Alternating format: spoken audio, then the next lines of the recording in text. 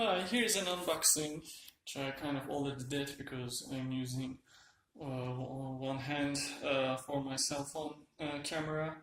And a quick impression for the laser pointer that I have purchased online. So I actually do have a laser, but I didn't have something that can both point and change the slide up and down from a distance. Therefore, I wanted to have a device that can do these things both.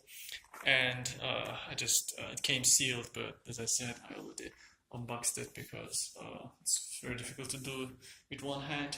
On the other hand, I'm going to now unbox this thing, hopefully, again with one hand. So again, it's a pen style presenter, it says. It has a laser function. The laser I had was a green one, I can show you in a moment actually, and it's a very strong one. I'm giving courses in a smaller classroom, or I'm doing presentations, and I needed something that didn't have a strong laser, but a more easier to look at laser, which is the red laser instead of the green. And therefore I purchased this one online, and it came in one day, so it's great. And again, so this is a pen style laser pointer, and this thing here, and it has the USB receiver, which should be embedded to the top of the pen.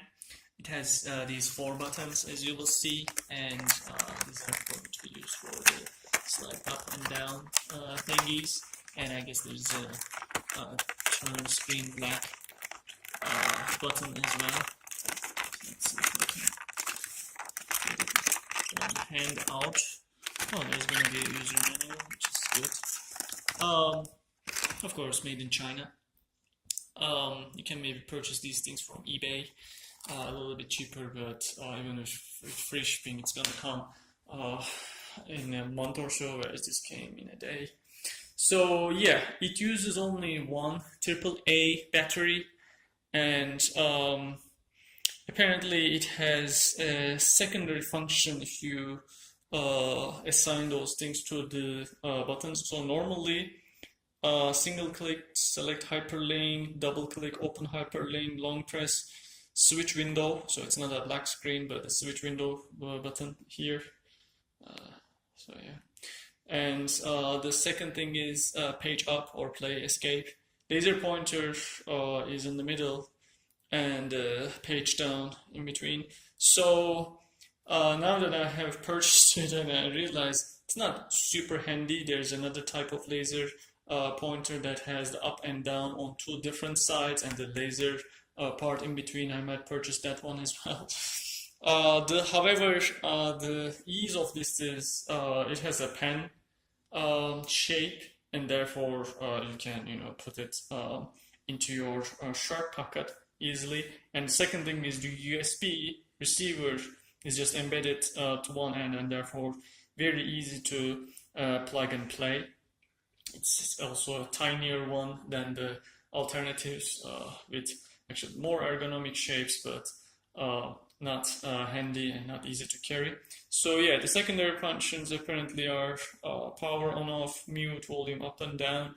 I have yet to, of course, see those things. So the frequency is 2.4 gigahertz, I think. Control distance less than 50 meters. I won't be that far. Anything 10-15 meters is going to be enough. Laser distance up to 200 meters. I will see that if this is the thing. Again, I might do a second part just in order to insert the battery that comes with it. So it's the receiver is USB type A, so not the type C, the new type, which has directionality on both sides. The receiver is apparently just 2 grams, so the weight of the pen is 48 grams, a total of 50 grams, which is nothing. And it should be compatible with apparently not just a Mac OS and Windows and even Linux, but even Android, which is interesting. So this suggests that if you have something like in an Android device, and then you insert it into the USB type A, or you need to have a converter from a certain type to a type A, then you can even control that device with this pen. So this opens up other possibilities, such as loading something into your smartphone and not a laptop that I have like here, and then you can even carry just a smartphone with you, and from that distance, technically you can say connect the smartphone to some sort of docking place, and then also do the presentation from the smartphone. Now it's a bit of a stretch, because smartphones don't, of course, come with USB Type A connection. That's first, and second, they usually come only with one USB. Then, of course, is the question: how are you going to do both display output and receiver thing? So if this had Bluetooth, which is weird because I don't see many Bluetooth presenter pointers in the market, or any even. If it had Bluetooth, then that would have been a different story, because all smartphones have nowadays Bluetooth, and then you wouldn't need a secondary USB connection. So this is the thing. Again, this is now only 50 gram apparently, and that's how it feels.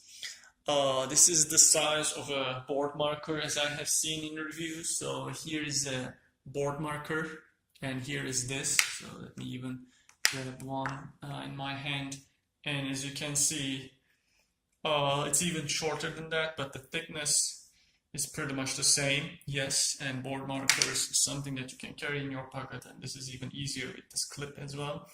So this is the USB receiver thingy that comes, and the feel is what also attracted me. So it has a soft touch coating that sits very comfortably at hand, and again, so I need to have muscle memory of how to go up, how to go down, and not push anything in between, other than if I don't want to redundantly use laser pointer. Let's see if I can focus what's written here. It's not easy.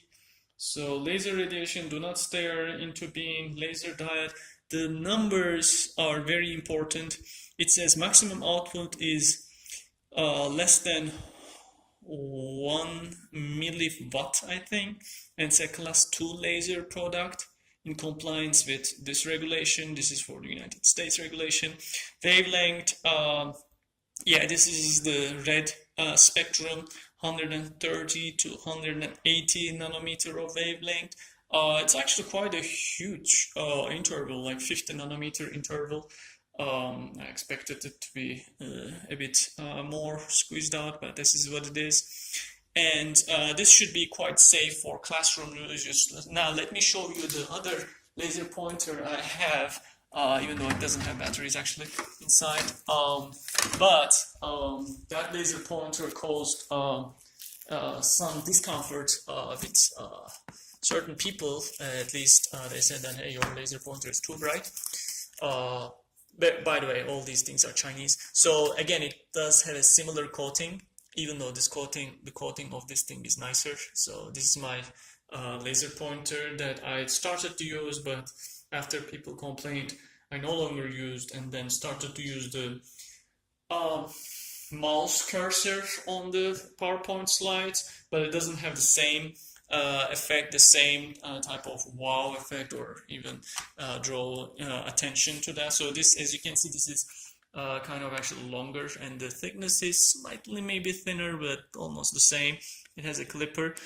This, however, requires two AAA batteries. I took it off because I'm not presenting anything nowadays. And one thing I want to point out is, again, it's not hard to see, the maximum output power is less than 5 milliwatt. So remember, this is less than 1 milliwatt, but this is less than 5 milliwatt. So assuming that the output is at the threshold, this green laser actually has 5 times energy, light energy output than compared to the red beam standard laser pointer. And in another part, maybe I can show this to you. If I press this, which doesn't have battery right now, it creates a very bright green dot, sorry, and that green dot was kind of disturbing, and also the class is different. So remember, this is a class 2 laser pointer device, whereas this one is class 3. So it's a different class. I guess even can be class 3B or something. So it says that it's it complies with 21 CFR, whereas this one, the compliance is actually different. It complies with EN 60825-1. So even the compliance regulation is different. And the wavelength is 532 nanometer plus or minus 10. So see, this only has a wavelength interval of 20 nanometer, whereas this one has 50 nanometer. So in terms of laser, this is a much stronger laser. This is better for much larger halls and not classrooms, but if you are pointing from a distance and you have a large audience who are sitting at a distance, this is still preferable. Unfortunately, this only is a laser pointer and not a pointer presenter. So yeah, I can't have my two hands in order to put this, so I will make a second part now where I will insert the battery that came with it, first to see if it's hopefully working, and second, if the device is hopefully working, and third, how it, I might even open a PowerPoint file on my laptop and see if it actually controls it, and I might even look at these user manuals to see if there is anything I need to know. Okay, so that's it for now. So see you in part 2.